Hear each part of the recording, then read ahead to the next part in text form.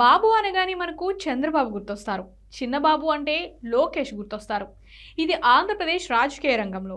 అదే సినిమా రంగానికి వస్తే చిన్నబాబు అంటే నాగార్జున, బాబు అంటే మహేష్ బాబు కావచ్చు, వెంకటేష్ బాబు కావచ్చు, బాలయ్య బాబు కావచ్చు, సురేష్ బాబు కావచ్చు. ఇలా చాలా మంది హీరోలను బాబు అని గౌరవంగా పిలుస్తారు. వీరితో పాటు ఇద్దరు బాబులు ఉన్నారు. వారి మధ్య కన్ఫ్యూజన్ లేకుండా ఒకరు పేరు ముందు బాబు అని పెట్టుకుంటే రెండో వారు పేరు చివర బాబుని చేర్చుకున్నారు. వారే మోహన్ బాబు, బాబు మోహన్.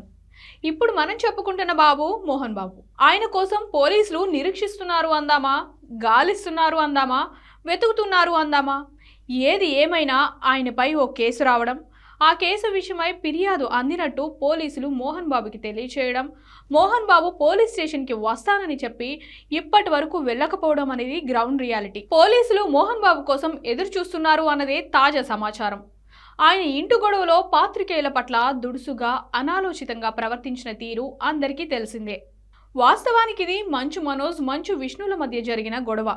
ఆస్తుల కోసం జరిగిందా లేక ఆధిపత్యం కోసం జరిగిందా అన్నది పక్కన పెడితే ఇద్దరి అన్నదమ్ముల మధ్య జరిగిన ఇంటి గొడవ. తండ్రిగా మోహన్ బాబు జోక్యం చేసుకున్నారు. చిన్న కొడుకుని మందలించారు.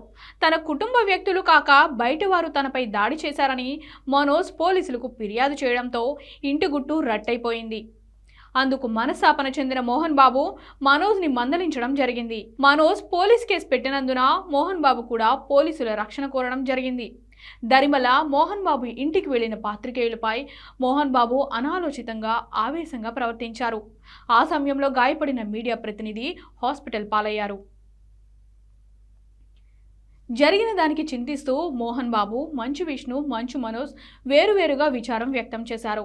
మోహన్ బాబు తన వద్ద ఉన్న 2 పిస్టల్స్ను పోలీసులకు స్వాధీనం చేశారు.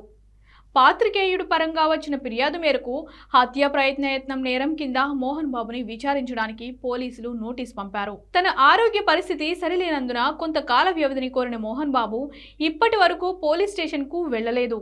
హాస్పిటల్కి వెళ్లి బాధితుడైన పాత్రికేయుడిని పరామర్శించి వారి కుటుంబ సభ్యులకు కూడా క్షమాపణలు చెప్పడం జరిగింది.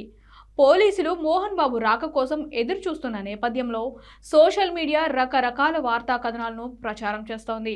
మోహన్ బాబు కోసం పోలీసులు గాలిస్తున్నారని కొందరు, మోహన్ బాబు హైదరాబాద్లో లేడు, దుబాయ్ వెళ్ళడని మరికొందరు, ఇలా రకరకాలుగా వార్తలు వ్యాప్తింపచేస్తున్నారు.